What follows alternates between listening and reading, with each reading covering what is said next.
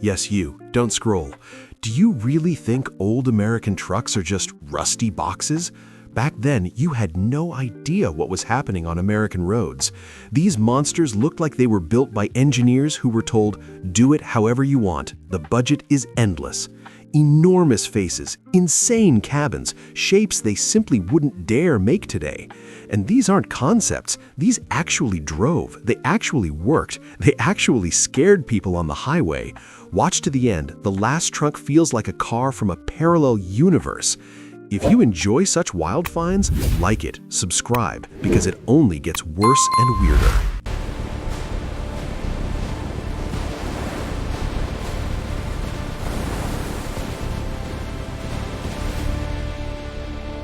Citron TypeH, 1969. Look at it carefully.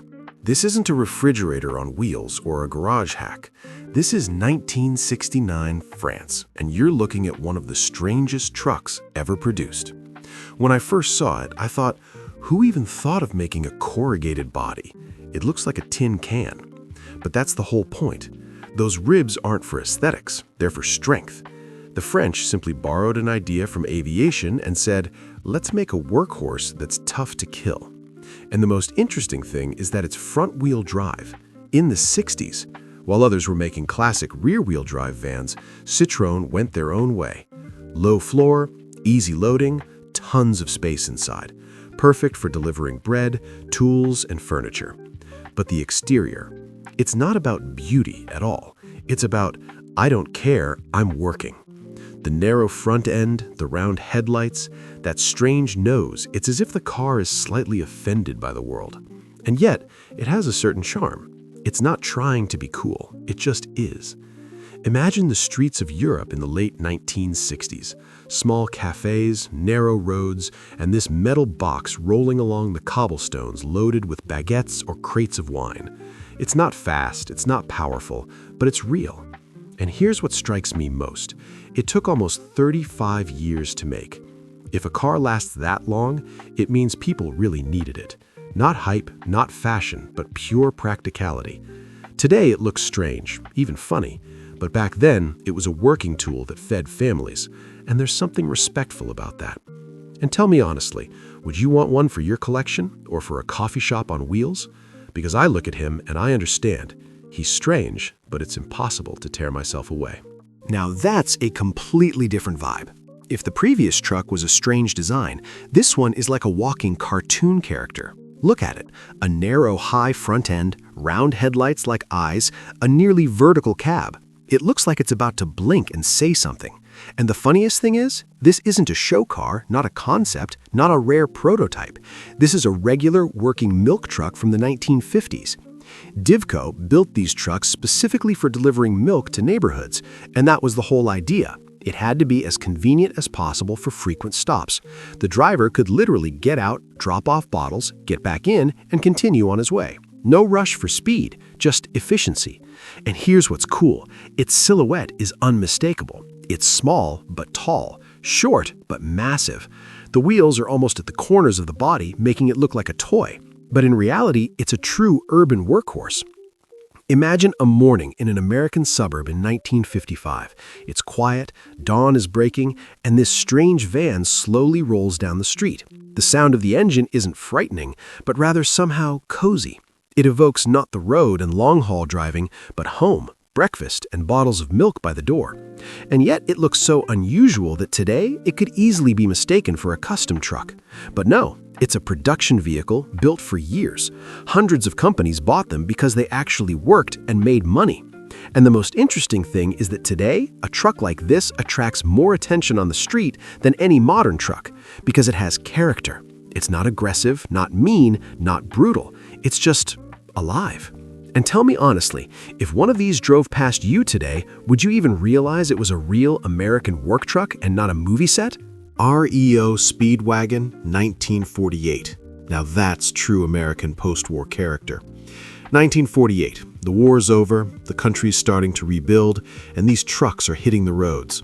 Look at it, the long hood, the vertical grille, the round headlights that seem to point straight ahead.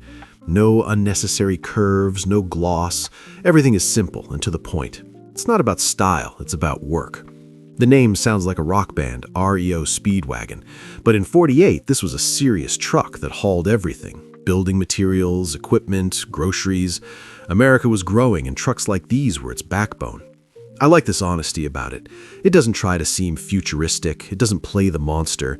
It simply says, I was given a task, I'll get it done. And there's something powerful in that. Imagine a small construction site in the late 1940s. Dust, wooden beams, men in caps, and this REO slowly rolling up with a load. The metal is thick, the engine sound is dull, almost tractor-like. No electronic assistance, no screens, just mechanics and the driver's hands. And yet, it looks a little strange by today's standards. A narrow cabin, almost toy-like proportions compared to today's tractors. But back then, this was a serious machine. The most interesting thing is that the brand later disappeared, but the name remained in the culture.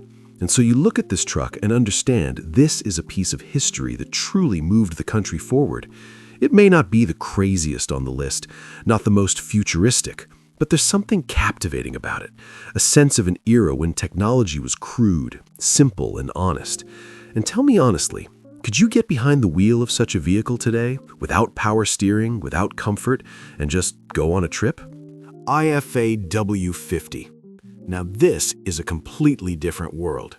If the previous trucks were America with its freedom and highways, then this one is East Germany, 1960s, a completely different philosophy. Look at it. A square cabin, simple lines, nothing superfluous. It looks like it was drawn with a ruler. No aggression, no chrome, no attempt to look cool. Pure functionality.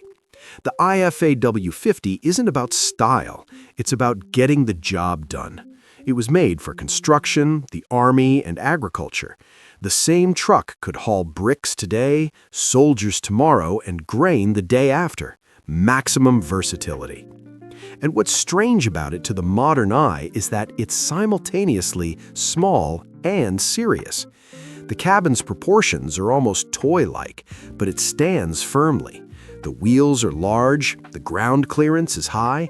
It has this rugged simplicity. Imagine a road somewhere in Eastern Europe in the 1970s.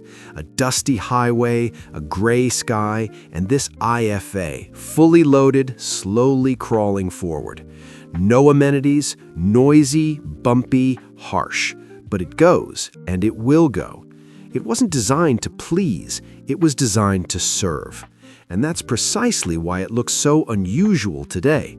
We're accustomed to design, to aggression, to marketing, and here it's just hardware and a purpose. And you know what's most interesting? Despite their simplicity, these cars were sold in dozens of countries. They could be found not only in the GDR, but also in Africa, Asia, and at construction sites all over the world, because it was cheap and durable. Now it looks almost cartoonish, right angles, a flat windshield, minimalism in everything. But in its time, it was a symbol of work and industry. Honestly, would you get into a cabin like this today, where everything is noisy and rattling, and drive a long distance? Or are you too used to comfort? Ford C-Series. Now that's a whole other story. When you first see the Ford C-Series, it feels like someone took a regular truck and chopped off its nose. Just bang, and the hood is gone. And that's its main selling point. The cab is almost directly above the front wheels. Everything is as compact as possible. It's the perfect format for the city. Maneuverable, short, and comfortable. But at the same time, it looks like it was drawn in a futuristic 60s comic book. The most interesting thing is that the cab tilts completely forward. The whole thing. Imagine, you open the latch and this whole square box tilts, revealing the engine. At the time, this wasn't just convenient, it was brilliant for maintenance. It was most often seen as a fire truck or city van, and that's where it really shined. A short wheelbase, a high seating position, excellent visibility, perfect for narrow streets. But honestly, its appearance is incredibly strange. A nearly vertical windshield, a short chin, a flat front. It doesn't try to be pretty. It's functional to the extreme, and that's precisely why it's so captivating. Imagine the streets of New York or Chicago in the 70s. Horns, noise, heavy traffic, and this Ford C-Series squeezes between the cars. It's not a giant, but it feels powerful. It has this urban character. Today, this design seems unusual.